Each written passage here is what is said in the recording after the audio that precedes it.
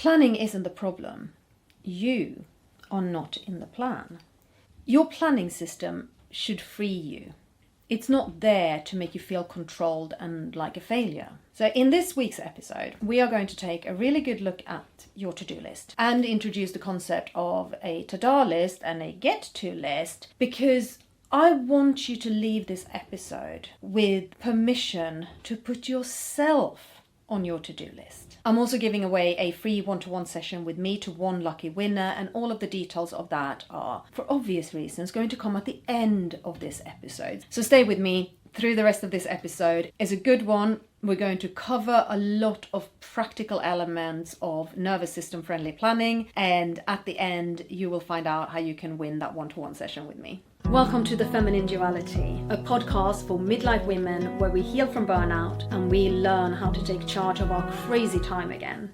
Take a look at your to-do list for me. Are you the kind of person who has 30 things on your to-do list because your mind is always so full that if you don't write them down somewhere, they will get lost? Or are you perhaps the kind of person who has 3 things on your to-do list because you saw that Instagram post about narrowing down and really limiting your to-do list in order to deal with the overwhelm you're feeling, and so now there are only 3, maximum 5 on there, only the ones that are most priority.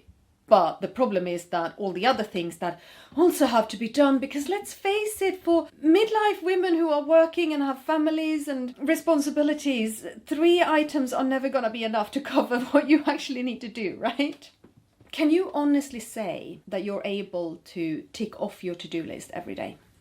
I mean, particularly if you are the everything has to be on there kind of person. Do you actually feel like you're able to keep up? Or is it perhaps more true that at least half of your to-do list are things that got kicked into today from yesterday because you didn't get to it yesterday, and they're probably going to be moved to tomorrow because you're not going to get to them today either, and you get the idea, right? It's an ongoing kicking the ball down. I'm not dissing kicking it down the line, by the way. I think that there are going to be items on your to-do list that you should delay in order to free up some time and space in your capacity. It's absolutely okay to kick them down the line, but then perhaps they don't belong on your daily to-do list. They belong somewhere else. I guess what I am asking really is this. Is your to-do list a rigid rule book that has to be followed and ticked off? Or are you able to use it as a supportive scaffolding that holds your mental clutter for you so that you're free to get on with stuff and enjoy life? And that second one, that's what we're aiming for today. Hello, are you joining me now, Luca? She's like, you're sitting down. There you go. I'm good at planning. If you ask any of my friends, they will tell you that I am scarily organized. Particularly if you ask people who worked with me back in the days of my corporate life. Because back in the days of my corporate life, I managed a global team. So I had team members in 5 different locations around the world. Each team or each location had their own specific responsibilities, their own specific deadlines. Yes, I had local managers, but I was coordinating and having an overview of the global picture. I was also running multiple projects that were looking into how we could improve our product offering for our clients, how we could improve the efficiency of how we were working, and how we could use our stuff in a more streamlined way. Okay, so that is a lot. That's quite an impressive job role, actually. There was no way I could hold all of that in my mind. I also had a home life, a marriage, a disabled child, a toddler, a house, car, all the trappings of what life is supposed to be. 2.5 child and a Volvo or whatever it is. I was the family project manager. So I was managing projects at work, I was managing projects at home. I needed a system to hold all of this. And this is where I started developing the command center that is now my framework for nervous system friendly planning. Although back then it was probably missing the nervous system side of it. That is when I discovered bullet journaling. And I love a bullet journal. For those of you who are not familiar or only vaguely familiar with bullet journaling, a bullet journal is a blank notebook, very often with a dotted grid. Those are the bullets. And you then get to do whatever you want with it. You decide how you want to use it, which is fantastic and can be incredibly overwhelming. I mean, particularly if you go on Pinterest and you search bullet journal and you are met with all of these amazing, creative, fantastic, talented people who have turned their bullet journals into absolute works of art. And that looks fantastic, but can I actually, can I do that? And another thing you're going to get on Pinterest is 50 collections you have to have in your bullet journal, because apparently you need a reading list, and you need a films list, and you need a period tracker, and you need a mood tracker, and you need a water intake tracker, and you need a step tracker, and you need you get it, right? A bullet journal can become overwhelming very, very fast if you let it. Yeah, I did look at that and I went, do I really need all of this? And I added some of these collections. I added my books I have read this year, drawn out as a bookcase in order to fill in the spines of the books and what I've read. I never used it. I don't think I filled in even one book, but I thought I ought to have it because that's what it said. I did not need that, okay? But the danger of it is that you could actually fill an entire bullet journal with just collections. I'm not saying that's wrong. I teach bullet journaling, and one of my clients, her bullet journal is just a collection of collections. She is retired. She doesn't need to have a day-to-day planning system. What appointments she has, they can easily go in the calendar on her phone. What she needs is a brain dump. She needs somewhere to create a packing list for when she goes to Spain. She needs somewhere to plan out what she's going to cook over the next week because she picked up some amazing bargains at the farmer's market. And what on earth is she going to do with all of these fantastic, amazing, random, disconnected things that she bought? So that's what her bullet journal is. It's not a calendar or a day-to-day view or even a weekly view. It's literally just, on this page, I have this idea and I just need to work it out on paper. And on this page, I have that idea and I need to work it out on paper. And it's great. And this woman, she can't draw for toffee, but she uses stickers everywhere. And it's actually a really attractive bullet journal. And then to the complete contrast to that is another client of mine who lives with a chronic illness. She has a child with the same chronic illness and special needs. And this is the woman who coined the term family project manager. I've taken it straight from her. Thank you so much. It's a brilliant term. Because of her chronic illness, she has days where she's in incredible pain and has absolutely zero energy. And she needs to have a really good overview of what is happening in my life over the next few months to a year, so that she can then, on the daily, go, am I actually capable of getting out of bed today? If I can get out of bed, how many spoons have I then got in order to get things done? And so she does use her bullet journal as a daily planner, and it's all very much about energy management. I used my bullet journal back then definitely for the day-to-day planning, well, weeklies. I used weekly spreads back then, and I used it as an amazing creative outlet. I did fall into the Pinterest rabbit hole a bit, not drawing, but calligraphy. I would find very sarcastic or very sweary or just downright funny quotes, and then I would write them in my bullet journal in beautiful calligraphy. And I could do this because I was commuting into London, so I was sat on a train for an hour every morning and every afternoon, and that was my creative time. So I would be sitting on this packed commuter train and I would write stunningly beautifully, all my pants are sassy, and I would draw hundreds of little frilly pants around it. It was great. It was fun. I did get some looks. I wonder why. But yes, I would have like a full page of that, and then I would have a weekly followed by another weekly, kind of doing the weeklies for the months, and then another page of a beautifully written quote with a lot of swear words in it, and then going into that month's weeklies again, right? I could do that back then because of that commuter time, and it was a stunning creative outlet, and it was very therapeutic. When there was a clear container of time and space where I could not do anything else, that was very therapeutic. But the bullet journal was for my personal life. For my work life, I basically replicated the bullet journal system, but in digital form. I used OneNote, and so I had like an overview page of my team and all the projects, and then it would go into tabs to delve deeper into and have the timelines and the steps needed to take and what comes next. And yeah, but it's the same kind of idea. It's creating a planning system for what you need right now. That is my framework. It's plan for you. Create a system that is for you. And so I was scarily organized.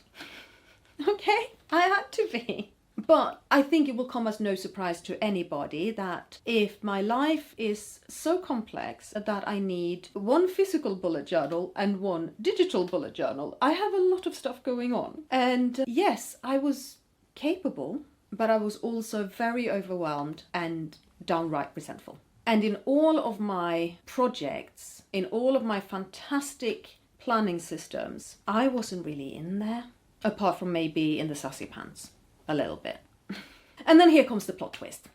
I ended my marriage and I was made redundant, so I lost my job. And these things also coincided with perimenopause hitting me like a ton of bricks because, what is life without a sense of timing, right? I no longer had my project manager in London persona, and I no longer had my family project manager persona. Those were gone and I had nothing left. I had no me. Because in none of the plans, in none of the projects, was there a container named Tova. I was using planning as a management tool, as a productivity tool, as a form of responsibility container. But I was not using it as a support system. And that sounds weird because planning is sold as a support system. Because it supports you to manage, it supports you to be productive, right? It supports you to hold on to your responsibilities, but there is a real shift in how to use the planning to be supportive to you. I stopped bullet journaling at this point. I no longer had capacity for it. I wasn't working anymore and I wasn't married anymore. I was on my own. I was looking after only me. Surely that had opened up more space. Yes, it did initially, but with that space, my nervous system was finally able to say, girl, you are burnt out. Stop it now. And it just went zoom into a little tight ball of deep burnout depression. And that was a tiny ball. There was no space in that ball. There was only depression. I could not draw frilly pants at this time, nor could I draw lines around a weekly outline. I could not do it. And I stopped planning. Appointments went into my Google Calendar, but I did not open a bullet journal for months. And despite using my Google Calendar, I was not on top of anything. I probably wasn't using my Google Calendar all that effectively. And I didn't have a physical planner, journal, calendar, call it whatever you want, with me. I dropped a lot of stuff. Like all of these plates that I was so used to spinning, they just came crashing down around me. I eventually came to the conclusion that I needed something. I needed some form of planning system to help get me back on track. But I needed that planning system to be supportive of me, of my energy, of the state of my nervous system. I needed scaffold, not rigidity. And I needed to not have to sit and draw out lines by myself. I got myself a pre-printed planner. And I got it knowing full well that it was not going to fit my life. But it was a deliberate, temporary solution. It was a stepping stone. Because I am pretty sure that there is not a single planner company out there who are sitting there going, now what does a co-parenting special needs mum really need from her planning system? I have not been able to find a planner that meets all of that. But I got myself a pre-printed planner and I started using it. And absolutely no surprise to anybody, I outgrow it very, very quickly. And I went back to my bullet journaling system. And this time I put myself first in my planning.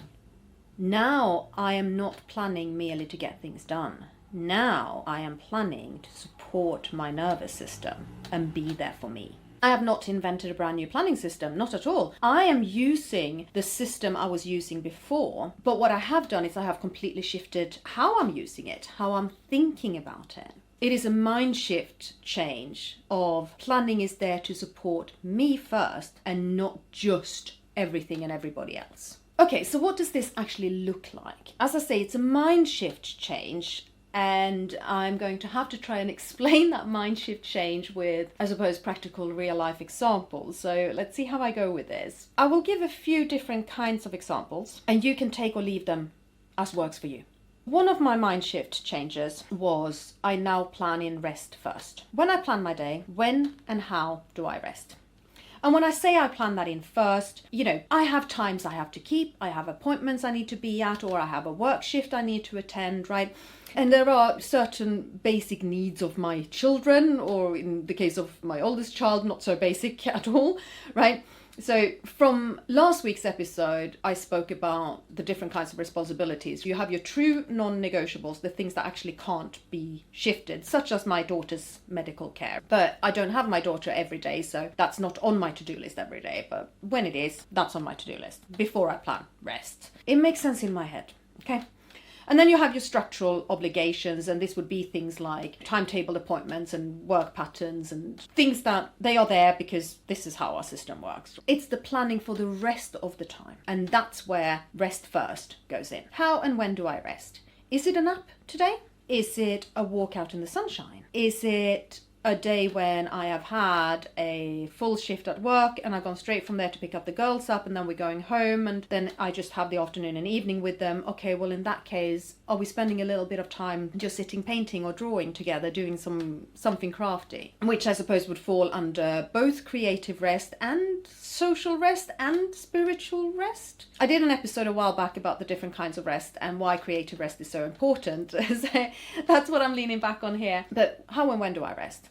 And this could also be, my rest today is that after the kids have gone to bed, I am watching 2 episodes of Grey's Anatomy. The kind of thing that so easily gets dismissed as procrastination, doom scrolling, just staring blindly at the TV, not doing anything other than watching TV because you're so tired at the end of the day. It gets dismissed. There is nothing wrong. Absolutely nothing wrong with taking some time to watch telly after the kids have gone to bed. You're not bad for doing it. But choose to do it and you won't feel bad about doing it, right? Mind shift change. See what I did there? How about having a to-do list? I love me a to-do list. You have your to-do list, the things you have to get done. But what about all the other things that you also got done today that weren't on the to-do list? Ta-da! You get to write them down, tick them off, and give yourself a nice little dopamine boost in the process. Example from a few days ago. The community OT rang me to book an appointment to come and take some measurements so that she can order a profiling bed for my daughter. Oh my God, this is medical mama speech. I'm so sorry. OT, occupational therapist, profiling bed, hospital style of bed, but in the home. You can move it up and down and you can raise the back and you can raise the knees. It was not on my to-do list to take that phone call and make that appointment. It was on her to-do list, right? But I took the call and I made the appointment and ta-da! I love a to-do list. I think a to-do list is brilliant. I also came across the concept of a get-to list. Now, I got this from a podcast episode and I'm so sorry, I can't remember which podcast it was or which episode, because we're talking about 6 months ago I came across this and I was like, this is brilliant. The get-to list is the list of the things that you get to do today. What do you get to do today? I suppose it could be a very similar thing to my rest first. Like, I get to go for a walk in the sunshine. I get to go for a coffee with a friend. I get to go to bed in clean sheets. What do you get to do today? What do you want to do, and what of that do you actually get to do? It's a really neat concept. I quite like it. You have things like gratitude journaling.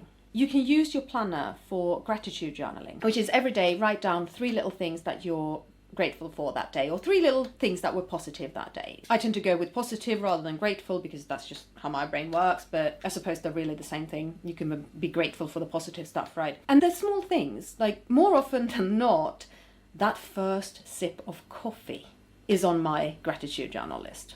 There's something magical about that first sip of coffee. And if I am making an effort to notice it, that has such a fantastic impact on my mental health.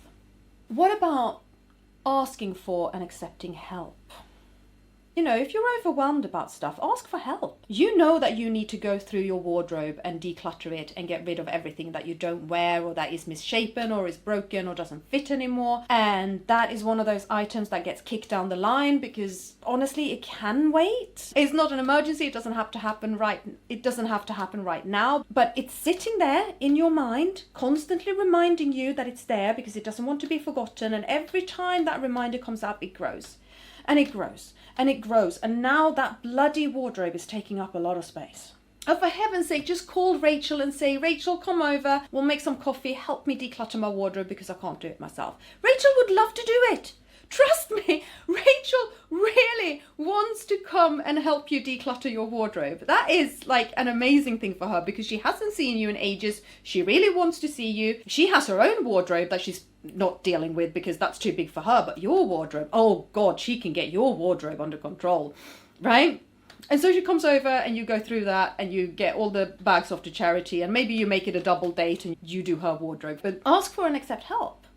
Think about when somebody says, is there anything I can do for you? Think about how you can say yes. Because I know that your standard answer is, oh no, it's all right, I've got it. But go, actually, yes. Yes, I could do with some help.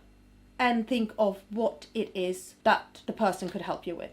In last week's episode, we also talked a lot about the final category of responsibilities in your lives. We've done your non-negotiables, we've done your structural obligations, and then the final thing is your absorbed responsibilities, the things that you didn't actually really choose to do and they aren't actually really yours, but as the capable and responsible woman you are, you saw that they needed doing and then suddenly you're the one doing them. Now, if you are putting yourself in your planner, one way of doing that is to look at these absorbed responsibilities and go, you know what, I don't want that one. It's not mine. Delegate it, push it back to where it belonged or to somebody else. It can be done. I think I had 4 email notifications popping up on my phone yesterday. Good thing I was at work because I saw them and they were about medicine doses for my daughter from the respite care provider. And my immediate instinct is always to, oh my God, this is to do with my daughter, I have to fix it. And then I looked at myself and I went, do I though? Do I need to fix it? And also I'm at work and I'm busy and I can't fix it until it's break time at the earliest. And you know what? By break time, somebody else had fixed it. I didn't do it. I didn't even send an email reply back going, oh, somebody else has to do this. I literally just didn't do it. And somebody else did. And that somebody else was probably another capable woman, but at least she gets paid for being a capable woman in that particular respect because it was my daughter's school nurse who fixed it. The world isn't perfect.